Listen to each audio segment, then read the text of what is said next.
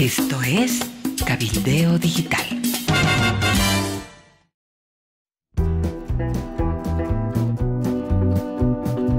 Usted está escuchando cabildeodigital.com. A continuación, el informe especial con Amalia Pando. Hola, ¿cómo están? Un gusto de saludarles. Soy Amalia Pando y esta es una versión para todos aquellos que les gusta escuchar las noticias. Desde hace varios años vengo escribiendo sobre la burguesía azul. Este reporte, el que les presento hoy, es una versión aumentada y corregida. Empiezo diciendo que los negocios azules normalmente arrojan saldos rojos. Inversoya es una empresa que arroja saldos en rojo, según publicó el pasado 14 de julio la agencia de noticias Fides. Esta empresa fue usada por el MAS para hacerse de Gravetal en el año 2008, en una operación de lavado de dinero que salió de la estatal venezolana Pequiven, subsidiaria de PDVSA, para terminar en manos de la naciente burguesía azul boliviana. Inversoya es dueña del 99% de las acciones de Gravetal, que hace una década fue la empresa soyera más próspera de Santa Cruz. Ahora, en cambio, Inversoya tiene un patrimonio con signo negativo, menos 213 millones de bolivianos, tiene deudas inexplicables por 942 millones de bolivianos, una pérdida anual de 2,7 millones de bolivianos. Son datos al 2018. Así creció, de la cancha al top cruceño. Mientras le va mal a Inversoya, a Juan Valdivia Almanza, cabeza visible de esta operación que les estoy contando, a él le fue bárbaro. En los últimos 10 años acumuló 65 millones de dólares en 14 empresas e inversiones inmobiliarias, según publicó en diciembre pasado Herbol. En mayo del 2019, por ejemplo, compró el 50% del Hotel Radisson en 20 millones de dólares. Y además se convirtió en el representante importador de los vehículos Honda. Antes del año 2008, lo más destacado en la vida empresarial de Valdivia Almanza fue una tienda de fertilizantes, Agrobol, en la cancha de Cochabamba. Y lo mejor que le pasó en la vida fue ganar la diputación del MAS en Quillacollo, que fue el trampolín hacia su fortuna. Ese año memorable, 2008, Juan Valdivia Almanza apareció con el 33,3% de las acciones de Inversoya, junto a Sebastián Rivero Guzmán y Juan José Riera, que registraron igual porcentaje de participación accionaria. Inversoya, que nace con solo 100.000 bolivianos de capital, registra el año 2013 la compra del 99% de Gravetal por 82,6 millones de dólares. Los dueños del restante 1% son el mismo Juan Valdivia Almanza, con 0,5%, y Catarina Gumucio Stambuk, con el restante 0,5%. Sin embargo, la transferencia de Gravetal, según registra la Bolsa Boliviana de Valores, se produjo el año 2008. Quiere decir que ese año, cada uno de los socios tuvo que poner de sus respectivos bolsillos cerca de 28 millones de dólares. Pero eso no ocurrió. En el año 2009, es decir, un año después, Juan Valdivia Almanza hizo una declaración jurada ante la Contraloría y reconoció un patrimonio de apenas 1,1 millón de dólares. ocultó sus acciones en Gravetal. Esta pequeña omisión es el motivo de una demanda penal que en diciembre pasado le abrió el abogado Bernardo Montenegro. Proceso estancado hasta ahora que intenta esclarecer el origen de la riqueza de 65 millones de dólares de este prominente miembro de la burguesía azul, acunada en el régimen de Evo Morales.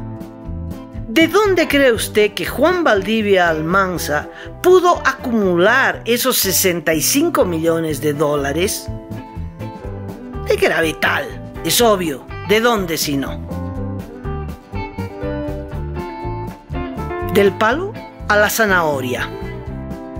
Los otros propietarios de Gravetal son también azules. Catarina Gumucio Stambuk, la socia minoritaria, fue la delegada presidencial de Evo Morales en Cochabamba y gerente del canal de televisión Aviyala, que fue un regalo de Irán al entonces presidente Morales. Sebastián Rivero Guzmán, veterinario de profesión y ganadero veniano, es hermano de la exministra y diputada Susana Rivero, que fue un importante y leal cuadro del anterior gobierno. Un empresario calificado como un empresario de izquierda. ¿Cómo es un empresario de izquierda y cuáles son las propuestas que tendrá la gente que me imagino incluye también a su sector? Difícil, ¿no? Difícil. ¿Cómo se puede ser empresario y de izquierda en un país pobre, verdad? Difícil e incluso a veces puede pensarse que es inmoral, ¿no? ¿Verdad? Pero, a ver, los seres humanos estamos hechos de toda clase de sustancias.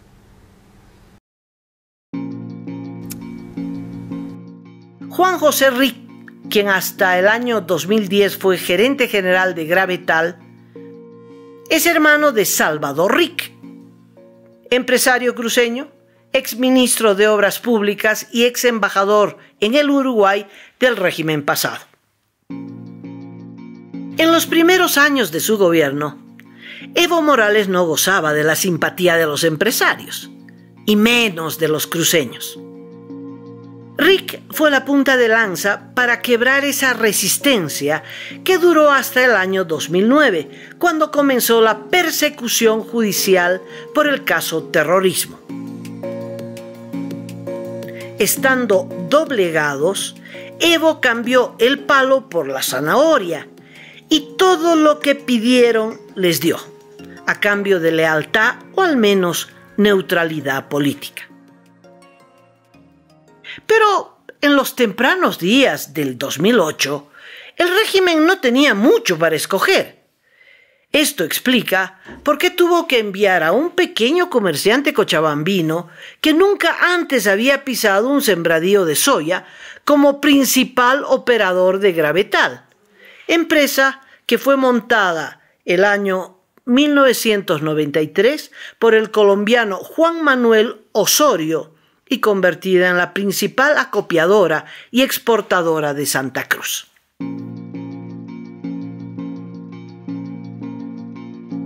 ¿De dónde salió la plata? De la corrupción venezolana. Los actuales dueños de Gravetal no pusieron un peso. Los 82,6 millones de dólares cayeron del cielo, más bien dicho, de un asalto a PDVSA planificado por Julio Montes, el embajador que llegó de Venezuela para importar, crear y desarrollar la burguesía azul. Montes llegó del brazo de Carlos Gil, empresario paraguayo-venezolano, quien fue presentado en la vicepresidencia al encargado de negocios del régimen, Álvaro García Linera. Gravetal debía ser el centro de un negocio en grande que apabulle y desplace a la tradicional burguesía cruceña. Primero, debía monopolizar el acopio de la soya. Segundo, controlar el transporte del grano hacia la frontera con el Brasil a través de los ferrocarriles El Oriental. Tercero, administrar los 2 puertos de embarque. Puerto Bush y Puerto Tamarinero. Cuarto, disponer de barcazas para el transporte fluvial hacia el puerto argentino de Rosario. Y, finalmente, disponer de un corredor bioceánico. Montes hizo la movida. Empezaron por Gravetal, que fue comprada, ya les dije, el año 2008, por la estatal venezolana de fertilizantes, una empresa enorme asentada en el puerto de Buenaventura, Colombia, llamada Monómeros Colombo Venezolanos. Monómeros era una reciente adquisición de PDVSA a través de su petroquímica Pequiven, que compró el 100% de las acciones en diciembre del año 2006. 2 años después, Monómeros, por gestión del embajador Julio Montes, compró en Bolivia la empresa soyera Gravetal, pero no tomó posesión de ella. Ahí entra en escena Carlos Gil, que diseñó el proyecto de transferencia a los masistas locales. Gil y la pignoración. Era un favor al régimen, como lo fue la compra de 4 medios de comunicación, sin que Gil Ramírez estuviera interesado en ellos. Posiblemente ni siquiera puso la plata. Solo debutó como un nuevo gran inversionista azul. Se sabe que esos medios estuvieron manejados directamente por la vicepresidencia. Gil Ramírez nunca visitó esos canales y periódicos, como tampoco se apareció por Gravetal. Gil Ramírez diseñó los pasos a seguir y Montes, con la vicepresidencia, concretaron la transferencia a Inversoya, constituida por militantes de mucha confianza. Se usó la figura de la pignoración, que quiere decir que Monómeros entregó a Inversoya el 100% de la administración de Gravetal. Pero las acciones las tuvieron que devolver endosadas como prenda de garantía a nombre del verdadero dueño, Monómeros. Valdivia y asociados son pura fachada. En Santa Cruz, ni bien los colombianos abandonaron sus escritorios, la nueva administración de Gravetal retiró sin justificativo alguno $1 millón, monto que compensó las gestiones del embajador Julio Montes, quien fue suspendido de su cargo diplomático el año 2009, pero su entusiasmo empresarial continuará al lado de Gil Ramírez. ¡Cuidado! Monómeros, les recuerdo que es una planta de fertilizantes que opera en la costa pacífica de Colombia, ahora está en una brutal crisis financiera y bajo el control del presidente encargado de Venezuela, Juan Guaidó, único reconocido por Colombia. Esto significa que en cualquier momento la gente de Guaidó puede aparecerse en Santa Cruz y tomar posesión de lo que les pertenece. Juan Valdivia Almanza lo sabe, y esto explica el saqueo interno que está dejando saldos rojos y que está llevando a la quiebra a la que fuera una pujante y rentable empresa. Lo propio hicieron en Venezuela con PDVSA, la más grande empresa estatal del petróleo de nuestra región, declarada en quiebra y de la que no queda ni su sombra.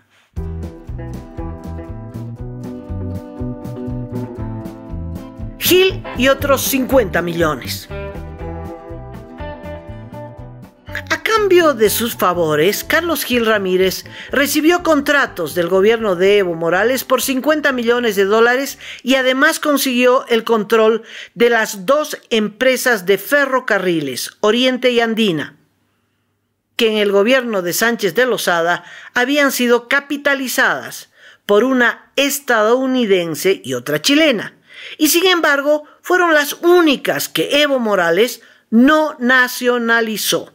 La razón es evidente: estaban reservadas para el socio del régimen, Carlos Gil. Tanto es así que cuando el grupo Luxic se negó a vender el 50% de la ferroviaria andina, el gobierno le impuso una injustificable multa de $8 millones. Los chilenos entendieron el mensaje y transfirieron sus acciones a Gil. Gil Ramírez llenó sus bolsillos y los vagones del tren oriental con la soya de Gravetal y nombró al ex embajador Julio Montes como director de Ferrocarriles Andinos. 3 frustraciones. Usó de su influencia política para obtener otros contratos y convenció a Evo Morales para que el Estado invierta algunos millones en proyectos que él podía aprovechar, como la compra de las barcazas chinas que se iban a usar para sacar la soya de Gravetal hacia el Atlántico. Pero las barcazas de $30 millones nunca llegaron al país. Gil se propuso traerlas y administrarlas, pero quedó en nada. Y tampoco Gabriela Zapata, con su empresa Consilium y sus socios chinos, llegaron a ampliar y modernizar los puertos de la hidrovía por el río Paraguay. Estaba en eso cuando estalló el escándalo de la CAMC y del hijo fantasma de Evo Morales. Asimismo, el gobierno fracasó en su proyecto regional estrella, la construcción de una ruta bioceánica que una el Atlántico con el Pacífico. Un proyecto que daría muchos contratos a las constructoras de Gil Ramírez. A pesar del dinero gastado en gabinetes binacionales y mucha propaganda, los países vecinos concluyeron que no era rentable ni seguro atravesar por Bolivia. 3 contratos millonarios. Cerca de $1.000 millones se destinaron a 3 obras adjudicadas a dedo por contratación directa, en las que Carlos Gil Ramírez participó como constructor de las obras civiles. El teleférico costó más de $700 millones y su construcción estuvo a cargo de la empresa Cotiene de Carlos Gil Ramírez. Lo propio ocurrió con las plataformas de regasificación de la planta de Río Grande, que costaron $137 millones, y la instalación de los radares franceses por otros $127 millones. De estos 3 proyectos, Gil Ramírez se llevó contratos por $50 millones. El entonces senador Óscar Ortiz, el actual ministro de Finanzas, a tiempo de presentar estas cifras, anunció una investigación a los negocios de Gil Ramírez, pero todo quedó en la lista de las tareas pendientes. La rueda de la fortuna. Álvaro García Linera, desde la vicepresidencia, fue el encargado de mover la rueda de la fortuna mientras Evo Morales se dedicaba a inaugurar canchas y viajar a 5 más lugares en un mismo día. Posiblemente hubieron varias ruedas de la fortuna. Gabriela Zapata movió la de los chinos. Y Yacimientos siempre fue un negocio aparte, de muchos, pero muchos millones de dólares, manejado por los sucesivos presidentes de la empresa en coordinación directa con Evo Morales. Pero el vicepresidente García Linera le puso un toque personal al hobby de hacer dinero sin trabajar: el miedo. Recuerdo a Eduardo Peinado Rivero negando su propia firma para salir de la cárcel. Peinado Rivero es hijo de un destacado dirigente empresarial paceño que fue cooptado por la vicepresidencia y nombrado viceministro de Industrias para que siga sus instrucciones. En el año 2007 le dieron la tarea de instalar Papel Bol con un sobreprecio de más de $7 millones mediante una adquisición directa de una maquinaria obsoleta brasileña montada en Villa Tunari, donde no había agua limpia ni la suficiente energía para que pueda funcionar. Acusaron a Peinado como el único responsable, pero entonces circuló una carta de Peinado a García Linera, dejada en la vicepresidencia, en la que le informaba de la negociación con la empresa de Andrea y le pedía su visto bueno para firmar el contrato. Después de sufrir los rigores de la cárcel de San Pedro, Peinado dijo que la firma en esa carta no era suya y tiempo después pudo obtener una detención domiciliaria, el proceso judicial se estancó y Peinado apareció trabajando para la empresa Jindal. El caso Papelbol del año 2007 es importante porque fue el primero en poner en evidencia a García Linera como la principal cabeza de esa enorme maquinaria con fines de lucro que se montó desde el inicio de la gestión del MAS. Mostró también el modo de operar. Derrocharon ingentes recursos del Estado, alrededor de 4.000 millones de dólares en inversiones sin estudios de factibilidad, contrataciones sin licitación, sin pies ni cabeza ni mercados, cuyo único sentido fue sacar una jugosa comisión. En los casos de empresas privadas ya establecidas, como PAT, Aerosur, Ametex y Soboce, usaron la guillotina judicial para amenazar a sus propietarios, inclusive a madres e hijos, y también aplicaron multas extorsivas para obtener aportes o bien obligar a vender, regalar o abandonar una empresa. Así es, 10 años solamente mirando noticias de Bolivia y pensando que era muy difícil retornar, pero gracias a Dios estoy aquí. ¿Cómo han sido estos 10 largos años para usted? Largos, muy largos y muy tristes, porque durante todo ese tiempo se habló muy mal de mí, de mi familia, de todos nosotros. Se destruyó nuestro patrimonio, se destruyeron muchas cosas, se murió mi madre allá, pero siempre con la esperanza de volver, y hoy día, ahora estoy acá.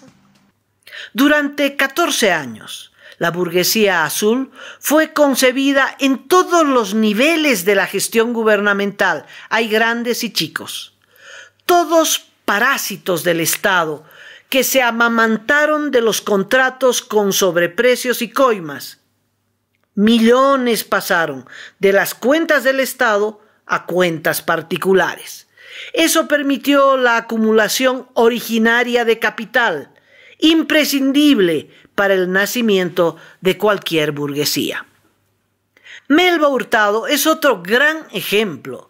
Se trata de una dirigente indígena maltratada en la marcha del Tipnis. Se pasó de bando y recibió del fondo indígena $3 millones. Ahora es una afortunada burguesa azul.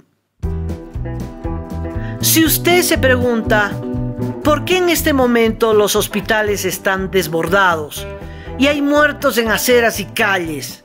Le respondo, porque el dinero para la salud se la llevó esa burguesía azul que va a defender a Evo Morales y Álvaro García Linera a capa y espada.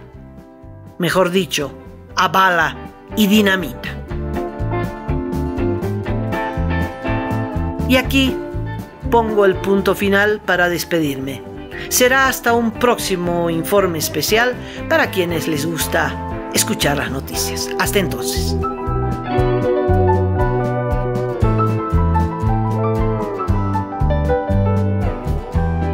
Ha sido una producción de Cabildeo Digital. Puede visitarnos en YouTube, Facebook, Amalia Pando Cabildeo. Y en la web, cabildeodigital.com.